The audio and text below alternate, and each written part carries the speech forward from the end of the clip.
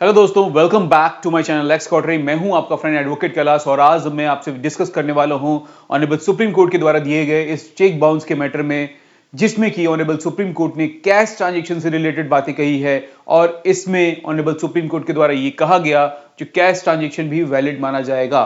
तो आखिर ये पूरी कहानी क्या थी और आखिर कैश ट्रांजैक्शन की वजह से चेक बाउंस के मैटर को क्यों गलत बताया गया, ये सारी चीजें आज इस वीडियो के अंदर हम डिस्कस करने वाले हैं। तो आप इस वीडियो को लास्ट तक देखें ताकि जब कभी भी अगर आप कैश में ट्रांजैक्शन करते हैं और आपके पास किसी भी पर्सन का, जिस पर्सन को आपने कैश में पेमेंट दिया है, अगर उसका पेमेंट अगर आपको चेक के थ्रू मिल रहा है और वो चेक बाद में बाउंस हो जाता है, तो ऐसी कंडीशन में आप उसे कैसे एक्सप्लेन करेंगे, जो उस कैश ट्रांजैक्शन को आप कैसे दिखाएंगे, क्या वो कैश ट्रांजैक्शन वैलिड माना जाएगा या नहीं माना जाएगा। इन सारी बातों पे आज हम इस वीडियो के अंदर डिस्कस करने वाले हैं क्योंकि ये जजमेंट इन्हीं सारी बातों से रिलेटेड है। चलिए स्टार्ट करते हैं इस वीडियो को और समझते हैं इस जजमेंट के बारे में। सेक्शन 138 एनआई एक्ट के बारे में जब हम डिस्कस करते हैं तो हर बार हमारा एक ही क्वेश्चन होता है। तो ये हमारा जो है सेक्शन 138 निगोशिएबल इंस्ट्रूमेंट एक्ट, ये पेनलाइज करता है dishonour of cheque where they are issued and discharge of legally enforceable डेब्ट and are subsequently dishonor on presentation। Cheque bounce का केस जो है वो आपका वायलेशन, जो ऑफेंस है, ऑफेंस कब क्रिएट होगा? जब आपने चेक को डिपॉजिट किया और चेक आपका बाउंस हो गया, वो चेक का पेमेंट नहीं हो पाया, तब कुछ टाइम लिमिट मिलता है। उस टाइम लिमिट के अंदर सामने वाले पर्सन को ये मौका मिलता है जो वो उस टाइम लाइन के अंदर पेमेंट कर दें। अदरवाइज जो भी पर्सन इसमें कंप्लेनेंट हैं उनके पास मौका होता है जो उस टाइम फ्रेम में अपना केस फाइल कर ले। और सेक्शन 138 जो है वो एक क्रिमिनल ऑफेंस के अंदर आ जाता है। बाकी ये पूरी कहानी जो है आपका कैश से रिलेटेड था, पैसों का मामला है। कई बार पैसे के मामलों को लेकर के हम ये सोच में पड़ जाते हैं कि ये कहीं सिविल डिस्प्यूट तो नहीं, लेकिन इसी चलते इसी कैश के ट्रांजैक्शन को, इसी ट्रांजैक्शंस के मामले को, जो भी लेन देन में जो तकलीफ होते हैं लोगों को, उन्हीं को मैनेज करने के लिए सेक्शन 138 की ऑफेंस को क्रिमिनल ऑफेंस बनाया गया ताकि इस ऑफेंस पे कार्रवाई हो और जल्दी से जल्दी जो भी पर्सन है उनका पेमेंट रिकवर हो। तो ये स्टैच्यूटरी स्कीम है जिसका की प्रिजम्पशन माना जाता है under the section 118 and 139 of NI act. जो अगर सामने वाले पर्सन ने अगर चेक दिया है और कंप्लेनेंट के पास चेक है और उन्होंने अपनी बैंक में डिपॉजिट किया और वो बाउंस हो गया, तो ऐसी कंडीशन में ये माना जाएगा जो सामने वाले के पर्सन के पास जो है वो कुछ न कुछ डेब्ट था, पैसा था जो कि उन्हें वापस करना था। लेकिन यहां पे कंप्लेनेंट के पास जो है वो चेक बाउंस होते ही एक प्रूफ हो जाता है जो उनका जो है कहीं ना कहीं कुछ पैसा सामने वाले पर्सन ने रोक रखा है। ये मैं बिल्कुल ही सिंपल लैंग्वेज में आपको समझा रहा हूं ताकि आप वो सारी चीजों को समझ पाओ और उसके बारे में आप जान पाओ। देखिए अभी ये मामला जो था वो Sain Varghese Koipuruthu versus state of Kerala and other, जो कि ऑनरेबल सुप्रीम कोर्ट ने इसमें एग्जामिन किया, जहां पे कैश लोन का मामला था जो कि 20,000 से ज्यादा है। अब यहां पे 20,000 का डिस्कशन क्यों हो रहा है इसके बारे में भी हम जान लेते हैं। ये 20,000 का मामला इसलिए डिस्कस हो रहा है क्योंकि as per the section 269 SS of income tax act 1961, ये जो है आपका इलीगल माना जाता है अगर आप 20,000 से ज्यादा का ट्रांजैक्शन करते हैं कैश में। तो यहां पे बात ये आती है जो क्या अगर किसी भी पर्सन को कैश में ट्रांजैक्शन दे रहे हैं और बाद में उनसे अगर चेक रिसीव होता है जो आप चेक के थ्रू ले लो, तो क्या ऐसी कंडीशन में अगर चेक बाउंस हो जाए तो वो जो चेक दिया हुआ है उससे आप क्या अपना पेमेंट रिकवर कर पाओगे? क्या आप अपने जो दिए हुए कैश हैं उसके बारे में एक्सप्लेनेशन दे पाओगे? क्या वो वैलिड माना जाएगा? यही सारी बातें जो है इस वीडियो के अंदर हम डिस्कस करने वाले हैं। देखिए यहां पे जो ट्रांजैक्शन हुआ है और उसके बाद चेक का इशुएंस हुआ है। पहले तो कंप्लेनेंट साइन वर्गीस, इन्होंने जो है advance cash loan 9 lakh rupees का एक्यूज को देते हैं, ठीक है।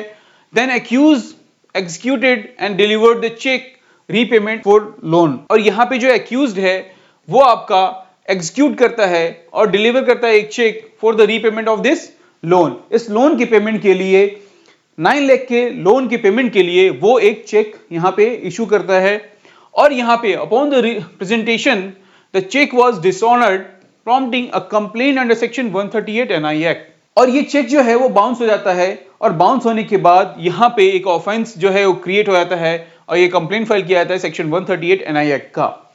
अब क्रिमिनल प्रोसीडिंग स्टार्ट होती है। ट्रायल कोर्ट जो है यहां पे कन्विक्ट करता है एक्यूज्ड को under the section 138 NI act and sentencing the simple imprisonment and compensation of 9 lakh under the section 357 subsection 3 of criminal procedure code 1973। यहां पे ट्रायल कोर्ट के द्वारा जो है एक्यूज को कन्विक्ट कर दिया जाता है एक सिंपल सेंटेंस के लिए और साथ ही कंपनसेशन के लिए जो वो 9 लाख रुपीस का जो लोन था उसके लिए भी। उसके बाद सेशन कोर्ट पहुंचते हैं, एक्यूज जो है वो सेशन कोर्ट पहुंचता है, वहां पे अपहेल्ड किया जाता है कन्विक्शन को। इसी कन्विक्शन को, इसी यहां जो सजा दी जाती है इसी चीज को अपहेल्ड कर दिया जाता है। लेकिन जब एक्यूज केरला हाईकोर्ट पहुंचते हैं तो केरला हाईकोर्ट के द्वारा जो है एक्विट कर दिया जाता है एक्यूज को। क्यों किया जाता है? Holding that the loan transaction made in cash exceeding 20,000 violated section 269 SS of income tax act, therefore did not amount to legally enforceable debt under the NI Act। और यहां पे हाईकोर्ट के सामने ये बात रखा जाता है जी क्योंकि ये कैश में ट्रांजेक्शन हुआ है और कैश का ट्रांजेक्शन जो है 20,000 से ज्यादा इनकम टैक्स एक्ट के सेक्शन 269 एसएस के अंदर वैलिड नहीं माना गया है, तो जिसके कारण ये जो यहां पे वो सेक्शन 138 एनआई एक्ट का केस फाइल कर रहे हैं वो लीगली इंफोर्सेबल अमाउंट के लिए नहीं है, तो ये केस भी नहीं हो पाएगा।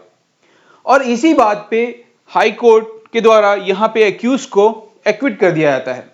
और यहां केरला हाई कोर्ट के द्वारा यहां पे रीजन दिया जाता है क्योंकि ये सेक्शन 269 एसएसआईटी एक्ट का मामला था, तो ये जो डिपॉजिट किया गया है 20,000 से ज्यादा, ये जो लोन दिया गया है must be receive through the specified banking channel. किसी बैंकिंग चैनल के द्वारा ही अगर रिसीव हुआ है तो उसी अमाउंट को कंसीडर किया जाएगा। और transaction violating this statutory provision is illegal और least not a legally enforceable डेब्ट, क्योंकि ये चैनल जो है, ये जो पेमेंट का ट्रांजैक्शन है वो सही तरीका नहीं है, इलीगल तरीका है। और अगर इलीगल तरीका है तो ये इलीगल इंफोर्सेबल डेब्ट माना जाएगा। और इसी वजह से जो है ये जो चेक इशू किया गया है और इससे जो है हम सेक्शन 138 एनआई एक्ट के अंदर जो है वो without a valid explanation for the cash transaction under section 273 IT act, इसे हम नहीं मानेंगे।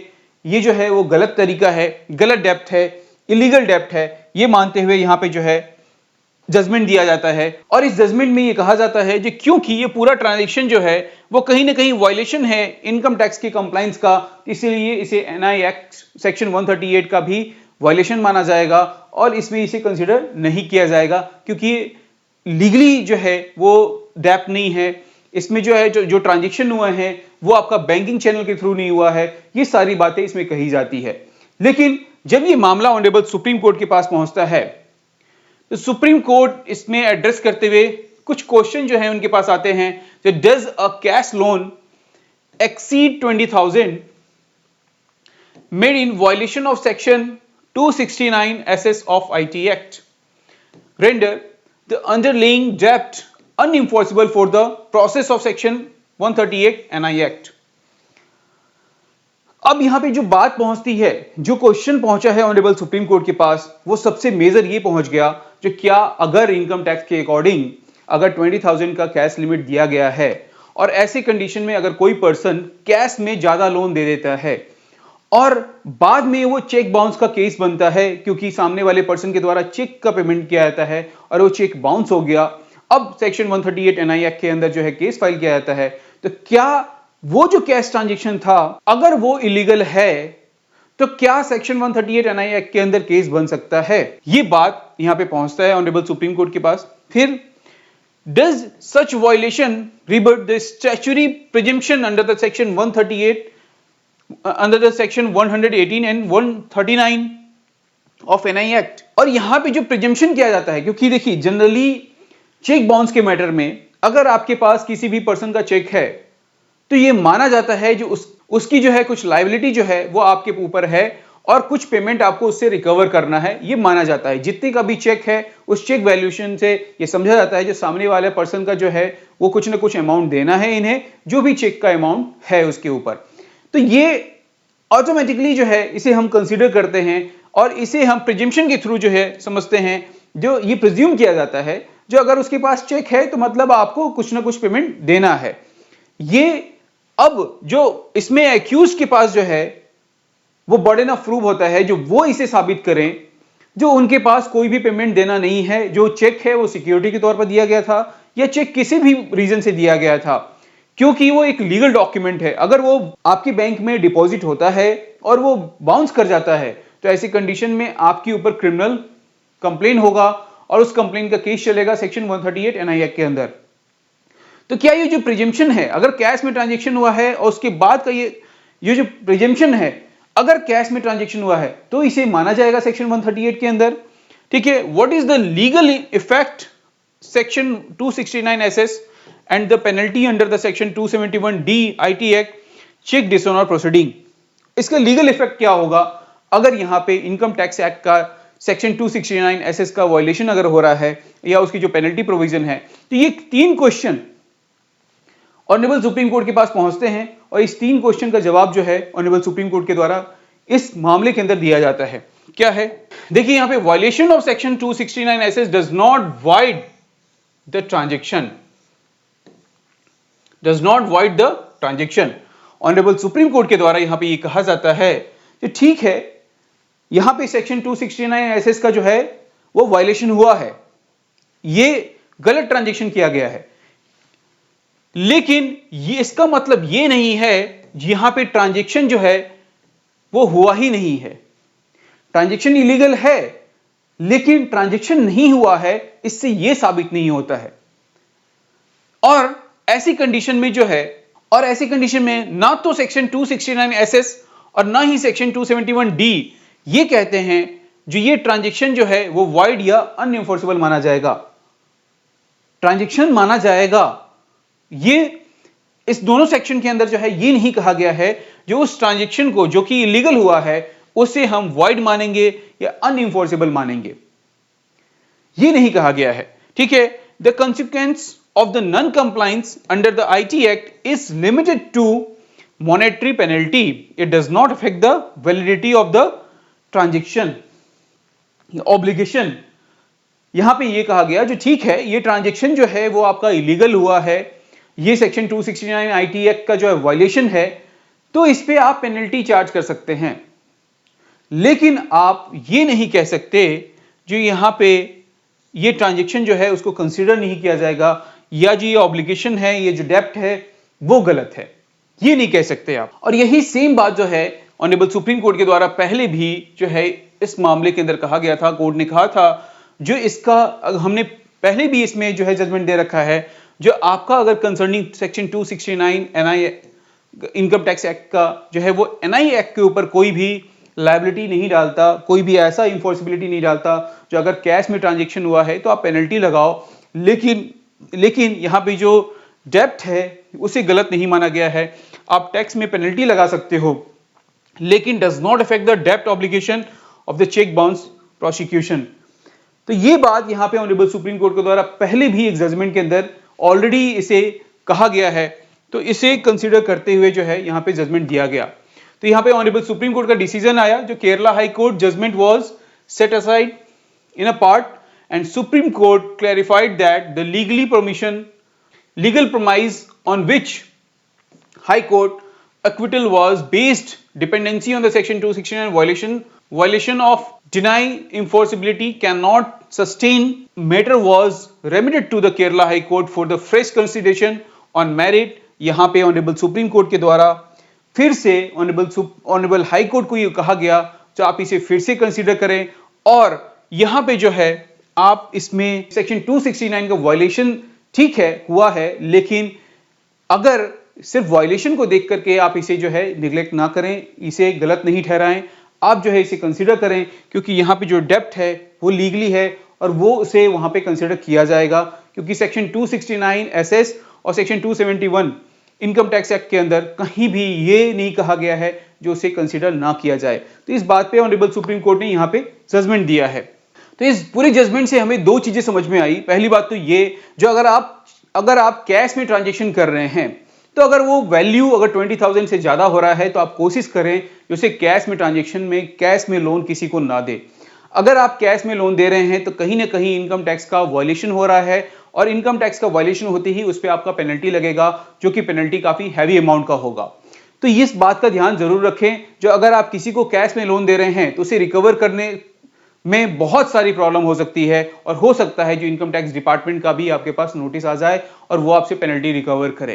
पहली बात तो ये। दूसरी बात, जो अगर आप किसी को कैश में लोन दे देते हैं इसका मतलब ये नहीं होता है जो वो डेब्ट जो है वो इलीगल है, क्योंकि वो ट्रांजेक्शन हुआ है। और अगर ट्रांजेक्शन हुआ है और ये साबित होता है तो सेक्शन 138 एनआई एक्ट के अंदर केस फाइल अगर होता है तो उसमें उसे रिकवर किया जाएगा, या फिर अगर सिविल सूट के अंदर भी अगर केस फाइल किया जाता है, रिकवरी सूट के अंदर भी केस फाइल किया जाता है, तो वहां भी रिकवर किया जाएगा।